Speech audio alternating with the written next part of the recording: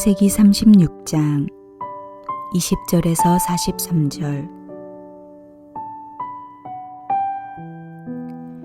그 땅의 주민 호리 족속 세일의 자손은 로단과 소발과 시브온과 아나와 디손과 에셀과 디산이니, 이들은 에돔 땅에 있는 세일의 자손 중 호리 족속의 족장들이요.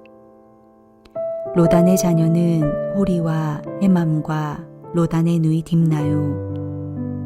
소발의 자녀는 아란과 마나핫과 에발과 스보와 오남이요. 시브온의 자녀는 아야와 아나며, 이 아나는 그 아버지 시브온의 나귀를 칠 때에 광야에서 온천을 발견하였고, 아나의 자녀는 디손과 오홀리바마니, 오홀리바마는 아나의 딸이며, 디손의 자녀는 햄단과 에스반과 이드란과 그라니요.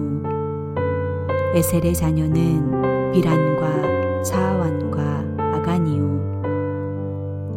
디산의 자녀는 우스와 아란이니, 호리 족속의 족장들은 곧 로단 족장, 소발 족장, 시브온 족장, 아나 족장, 디손 족장, 에셀 족장, 디산 족장이라. 이들은 그들의 족속들에 따라 세일 땅에 있는 호리 족속의 족장들이었더라. 이스라엘 자손을 다스리는 왕이 있기 전에 에돔 땅을 다스리던 왕들은 이러하니라. 보올의 아들 벨라가 에돔의 왕이 되었으니 그 도성의 이름은 디나바며, 벨라가 죽고 보스라 사람 세라의 아들 요밥이 그를 대신하여 왕이 되었고, 요밥이 죽고 대만 족속의 땅의 후삼이 그를 대신하여 왕이 되었고, 후삼이 죽고 부닷의 아들 곧 모압들에서 미디안 족속을 친 하닷이 그를 대신하여 왕이 되었으니 그 도성 이름은 아윗이며, 하닷이 죽고 마스레가의 삼라가 그를 대신하여 왕이 되었고, 삼라가 죽고 유브라데 강변 르호봇의 사울이 그를 대신하여 왕이 되었고, 사울이 죽고 악볼의 아들 바알 하난이 그를 대신하여 왕이 되었고, 악볼의 아들 바알 하난이 죽고 하달이 그를 대신하여 왕이 되었으니 그 도성 이름은 바우며, 그의 아내의 이름은 무에다벨이니 마드렛의 딸이요 메사압의 손녀더라. 에서에게서 나온 족장들의 이름은 그 종족과 거처와 이름을 따라 나누면 이러하니, 딥나 족장, 아라 족장, 여댓 족장, 오홀리바마 족장, 엘라 족장, 비논 족장, 그나스 족장, 대만 족장, 밉살 족장, 막디엘 족장, 이람 족장이라. 이들은 그 구역과 거처를 따른 에돔 족장들이며, 에덴 족속의 조상은 에서더라.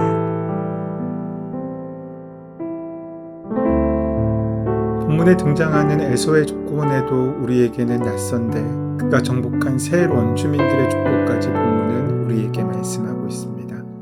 그 이유는 에돔족이 에서의 후손들로만 이루어진 민족이 아니기 때문입니다. 신명기 1장 12절에서 에서가 세일 지역으로 인주한 사건을 출애굽 이스라엘이 가나안을 정복한 것과 비슷하다고 언급합니다.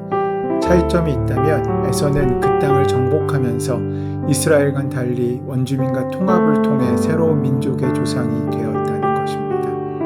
그렇게 형성된 에돔족은 일찍부터 왕정체제로 전환된 만큼 큰 번성을 누렸습니다. 이후로 에돔은 지역적으로나 문화적으로나 이스라엘과 완전히 다른 길을 걸었습니다. 그리고 두 나라의 관계가 나중에 심각하게 악화되지만 성경에 기록된 이상 그들의 뿌리가 누구인지를 잊을 수도 없고 부정할 수도 없습니다.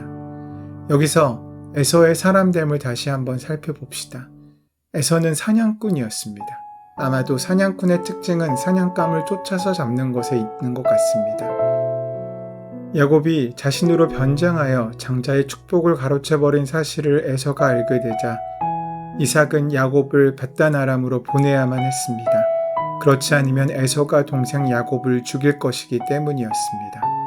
어지간한 형제간의 불화는 부모의 권위 아래에서 어느 정도 조절될 수 있는 것이 아니겠습니까? 그런데 에서는 야곱을 죽이겠다고 공포 분위기를 조성하여 부모도 어찌할 수 없게 만드는 것 같았습니다. 이렇게 야곱을 내치는 모습에서 에서의 사냥꾼적인 기질이 유감없이 드러나고 있지 않나 싶습니다. 사냥꾼의 또 다른 특징은 사냥감을 움켜잡는 것인 모양입니다. 에서는 명분보다도 신뢰를 챙기는 사람이었습니다. 장자의 명분을 소홀히 여기고 또한 장자의 명분 같은 건 실속에 비해 의미 없다 하여 팥죽 한 그릇에 그것을 팔아버렸던 사람이었습니다. 그리고 이에 대해 아버지에게 자신을 속였다고 하는 모습을 볼 수 있습니다.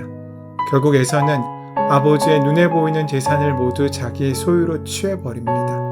방해가 될 수 있는 동생을 아버지의 축복을 가로챘다는 이유로 죽이려 하면서 말입니다.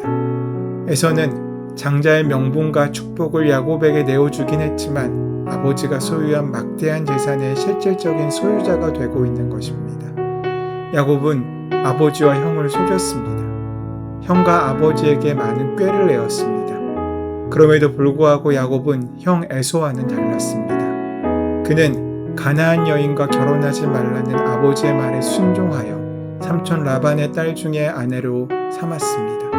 반면 에서는 가나안 여인 중 헷 족속에서 자신의 아내를 취하였던 것입니다. 하나님의 언약은 이러한 야곱을 통해 이루어질 수밖에 없었던 것입니다. 이 둘은 아브라함과 같은 자손인데 이렇게 다른 삶의 방식을 보여주고 있습니다. 에서에게는 언약의 계승자가 되고 안 되고는 그렇게 큰 문제가 되지 않았습니다. 어떻게든 눈에 보이는 아버지의 재산과 아버지의 권력만 차지하면 그만이었습니다. 기억하십시오. 하나님께서는 언제나 하나님의 계획을 이루십니다. 하지만 인간들을 꼭두각시로 부리시진 않습니다. 하나님의 경륜 속에는 언제나 하나님의 선하심과 인자하심이 전제되어 있습니다. 이것을 알면 우리는 이런 분석을 해볼 수도 있습니다. 하나님의 계획이 이루어지는 그 중심에 에서와 야곱이 있었다는 것입니다. 20에서 30절까지 해서 에서의 가족들의 그와 같은 생육과 번성이 세일산에 원래부터 거하고 있던 호리 족속과의 통혼에 의하여 이루어진 것임을 지적하고 있습니다. 이것은 에서라는 사람의 성품을 통해서 보면은 충분히 이해할 수 있는 일입니다. 특별히 22절에선 앞 12절에서 에서의 아들 엘리바스의 첩이 되어 아멜렉을 낳은 딥나가 바로 호리 족속 로단의 누이임을 밝히고 있습니다. 아멜렉은 이스라엘이 출애굽하여 르비딤에 이르렀을 때 이스라엘을 공격한 이래로 계속하여 이스라엘을 괴롭혔고 그래서 출애굽기 17장 16절에서 하나님께서 더불어 대대로 싸우시겠다고 맹세까지 하신 족속입니다. 우리는 여기에서 이런 비극의 시작이 바로 야곱의 형인 에서가 호리 족속과의 통혼을 통해서 그들의 딸을 며느리로 드렸기 때문에 벌어졌다는 사실을 기억해야 합니다. 계속해서 31절에서 39절의 말씀에서는 이스라엘에는 아직 왕 제도가 도입되지 않았을 때 에서의 후손이 거하는 에돔 땅에는 여러 왕들이 에돔 땅을 다스렸음이 기록되고 있습니다. 이는 에서의 후손이 이미 오래전에 자신들이 진정한 왕이신 하나님을 버렸음을 지적하고 있는 것입니다. 진정한 왕은 하나님밖에 없으심에도 불구하고 스스로 왕이 되어 그 땅을 통치하고 있었던 것입니다. 비록 소유가 풍부해졌기 때문에 어쩔 수 없이 야곱과 헤어져 본토를 떠났을지라도 하나님은 잊지 않았어야 하는 것입니다. 그러나 에서의 후손은 이방 족속들과의 통혼을 통하여 세상과 어울리더니 이제 왕이신 하나님의 통치를 거부하고 하나님을 버리고 만 것입니다. 이처럼 하나님께서 축복을 주셨을 때 그 축복을 신앙으로 지켜 하나님 안에서 바르게 누리지 못하면 결국 그 축복은 저주로 바뀌어 버리고 만다는 사실을 우리는 알 수 있습니다. 끝으로 기록된 40에서 43절의 말씀은 이처럼 하나님께 대한 신앙을 지키지 못한 에서의 후손은 결국 부응하지 못하고 쇠퇴하고 있음을 암시하고 있습니다. 중앙 집권적인 왕정을 이루게 되었지만 다시 분권적인 족장 체제로 뒷걸음치고 만 것입니다. 이처럼 하나님이 없이 이룬 성공은 잠시 동안은 성공처럼 보일지 모르지만 결국 실패로 끝나게 됩니다. 이처럼 세상으로부터 거룩하게 구별되지 못하고 세상과 결합함으로써 하나가 되어 이루는 생육과 번성은 최종적으로는 축복이 아닌 저주로 끝나게 되는 것입니다. 그런데 이렇게 성경에 자세하게 에서의 후손에 대해서 기록하신 이유가 무엇이겠습니까? 초반에도 말씀드렸지만 그것은 에서의 후손이 비록 하나님을 떠나갔지만 아버지 하나님께서는 끝까지 그들을 기억하시고 깊은 관심을 가지고 살펴보시며 구원의 손길을 거두지 않으셨다는 것입니다. 세상의 모든 사람들이 바로 그 하나님의 시선과 사랑과 관심을 받고 있는 우리의 형제임을 기억할 수 있을 때 우리는 우리의 인간관계의 문제를 해결할 수 있습니다. 우리에게 허락되신 많은 사람들은 우리의 원수가 아닌 우리의 형제이고 우리의 자매이며 결국에 하나님의 복을 함께 누려야 될 사람들입니다. 이것을 기억하시고 그 은혜를 원수가 아닌 형제를 만나는 복된 하루가 되시기를 소원하고 축원합니다. 자비로우신 하나님, 하나님의 변치 않으시는 사랑을 기억하며 세상을 마음으로 품는 성도가 되게 하여 주시옵소서. 우리 주 예수 그리스도의 이름으로 기도드립니다. 아멘.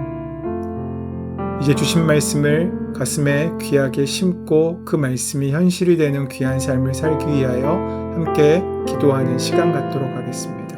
함께 기도합니다.